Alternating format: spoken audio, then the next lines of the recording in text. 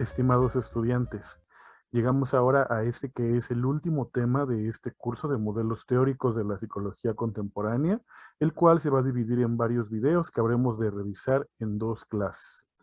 En esta ocasión vamos a revisar la parte 1 y 2, específicamente referida precisamente a los antecedentes de lo que se conocería como la psicología humanista o quizás, mejor dicho, el movimiento humanista del cual vamos a hablar en un momento.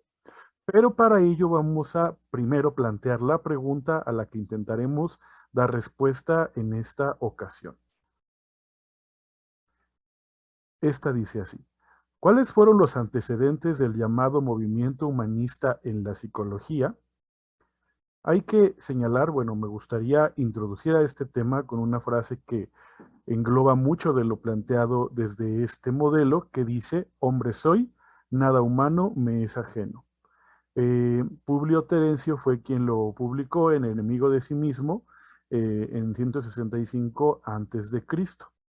Y bueno, básicamente lo que podemos decir de este modelo es que fue aproximadamente en la segunda mitad de los años 50 del siglo pasado y principios de la década de los 60 que se gesta esta reacción frente a, digamos, el mecanismo dominante que se encontraba, digamos, extendido en la psicología, específicamente con las llamadas dos primeras fuerzas de la misma, que era el conductismo y el psicoanálisis. Como ya sabemos y como ya hemos visto, el conductismo concibe al individuo como un sujeto pasivo, como una máquina que va a responder a los estímulos y las provocaciones del ambiente, mientras que el psicoanálisis va a definir a la persona como un ser indefenso, esclavo de sus propias motivaciones inconscientes.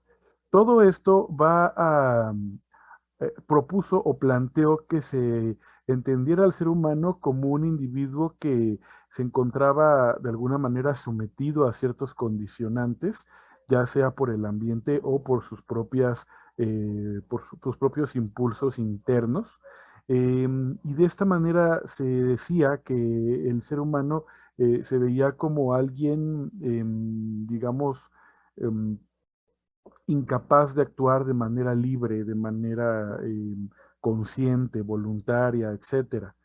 De tal manera que se empezó a dar específicamente, bueno, más bien particularmente a nivel mundial, ciertas eh, ideologías, ciertas maneras de comportarse, de relacionarse unos con otros, que se generaba, por ejemplo, estos valores de tener éxito a cualquier precio, es decir, si había que generar una guerra, si había que dominar unos países sobre otros, si había que buscar una ganancia económica por parte de las empresas, por parte de aquellos que se encontraban, digamos, em, dirigiendo las acciones sobre el planeta, a costa incluso del equilibrio ecológico del mismo. Entonces, eso fue lo que el humanismo en algún momento, este movimiento, porque más que un modelo, se estaría hablando quizás de un movimiento, se cuestiona, ¿realmente esto es lo importante? ¿Realmente tendríamos que considerar que lo que importa es, en este caso, este tener éxito, de alguna manera, dominar unos sobre otros, incluso, digamos, hacer daño a otra población, a otras personas con tal de alcanzar nuestros objetivos? Esa sería el planteamiento principal que se hace a partir de esto, ¿no? Y bueno, en sí podríamos decir que el humanismo va a expresar una orientación holística, digamos que va a tener interés en la persona de manera global y se va de algún modo a alejar del modelo naturalista que había de alguna manera dominado el ámbito de la psicología hasta este punto. Específicamente va a surgir en Estados Unidos y se va a autodenominar por los mismos creadores, por sus mismos, digamos, los que lo cimentaron como la tercera fuerza, junto con el conductismo, que sería la primera, y el psicoanálisis, que sería la segunda. Pero el humanismo se constituyó de manera formal hasta 1961, cuando Maslow, Buehler y May publican su primer número de la revista de psicología humanista. Y también hacen su primera reunión a nivel nacional en Estados Unidos de la Asociación Americana de Psicología Humanista.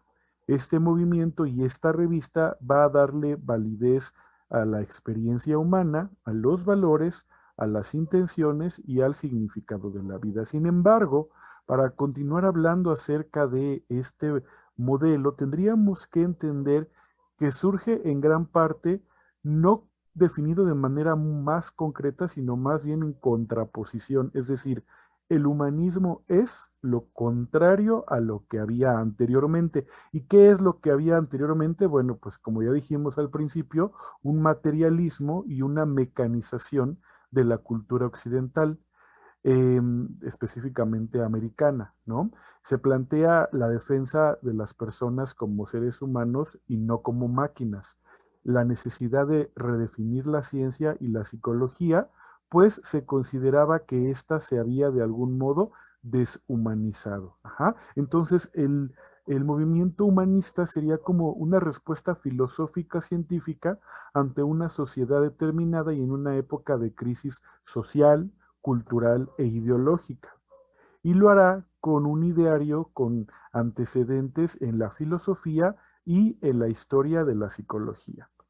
Por ello es que se dice que este nuevo modelo va a ser todo lo contrario a, en primer lugar, el conductismo. ¿Por qué? Porque el conductismo, de acuerdo con muchos de los representantes de este modelo humanista, eh, sugiere o establece que la naturaleza humana solamente se puede comprender a través de estudios con animales, lo cual es algo que el humanismo rechaza totalmente.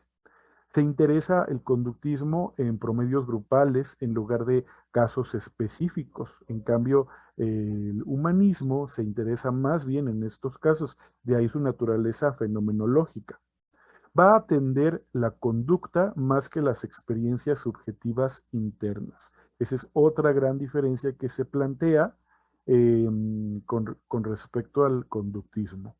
Otro punto importante es que para el conductismo las investigaciones deben ser significativas en términos de la existencia humana. Perdón, esto es al revés.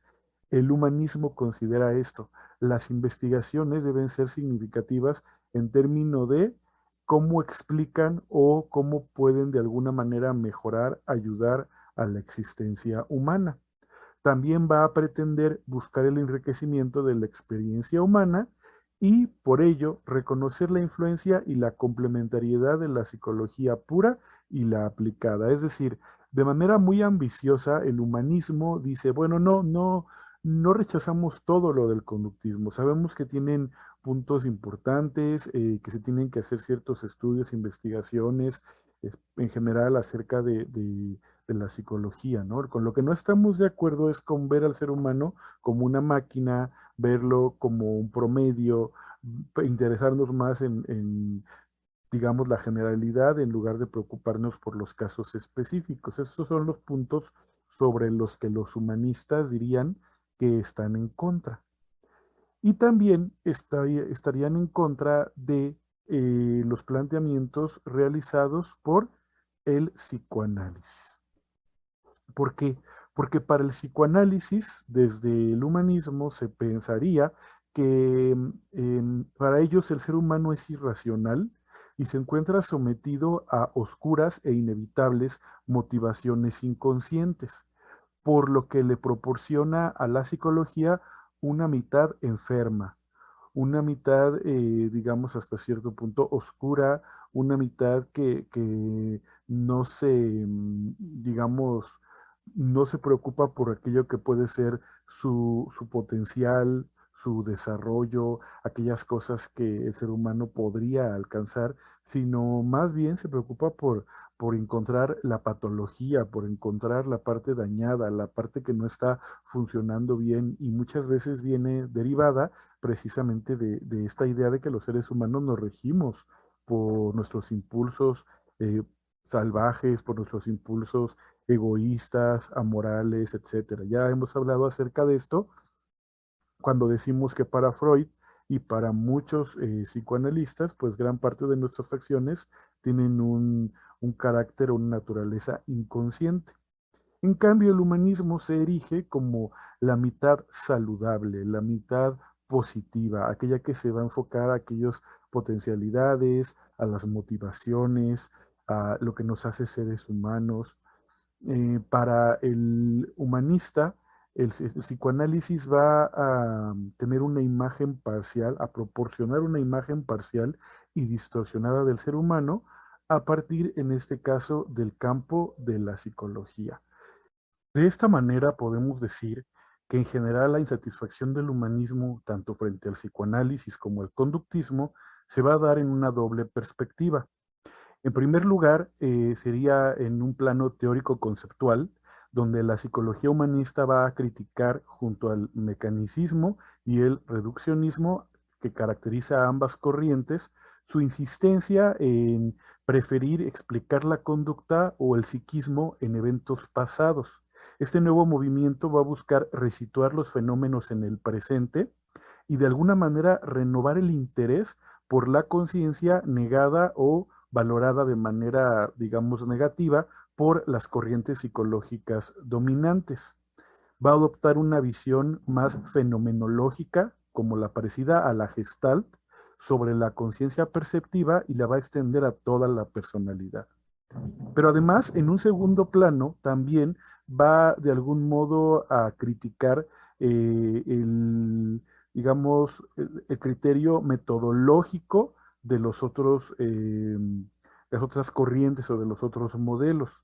El humanismo se va a plantear como una posibilidad ante las limitaciones del método científico que se impuso a la psicología por decreto, y además va a reclamar una prioridad de enfoques y una humanización de la ciencia que se considera necesaria para que pueda convertirse en un instrumento útil en el estudio y la mejora de los seres humanos.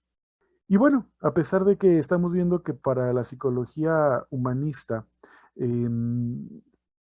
existían muchas buenas intenciones y unos planteamientos muy claros y muy concretos sobre qué es lo que proponía estudiar desde esta visión.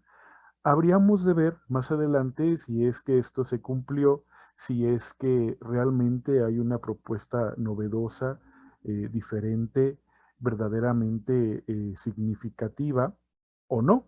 Eso es lo que intentaremos desentrañar de aquí en adelante con la revisión de este tema y específicamente de este modelo o de este movimiento del cual vamos a hablar más adelante, pero en esta ocasión vamos a llegar a la siguiente reflexión. La aparición y el desarrollo de la psicología humanista está íntimamente vinculados a la caracterización social y a factores culturales idiosincrásicos de las sociedades occidentales, y más en concreto a las coordenadas socio-histórico-políticas de la sociedad norteamericana de la década de los 60. Esta nueva corriente presentaba además como rasgo singular el hecho de constituir un movimiento filosófico y sociocultural más que ser estrictamente una escuela científica. De ahí la sintonía de los psicólogos humanistas en el contexto de la movilización contracultural y contra la guerra de Vietnam, desarrollada en ese tiempo en los Estados Unidos, con grupos importantes de jóvenes, intelectuales y estudiantes que demandaban a la psicología y a la sociedad en general una mayor sensibilidad hacia la libertad y la dignidad humanas.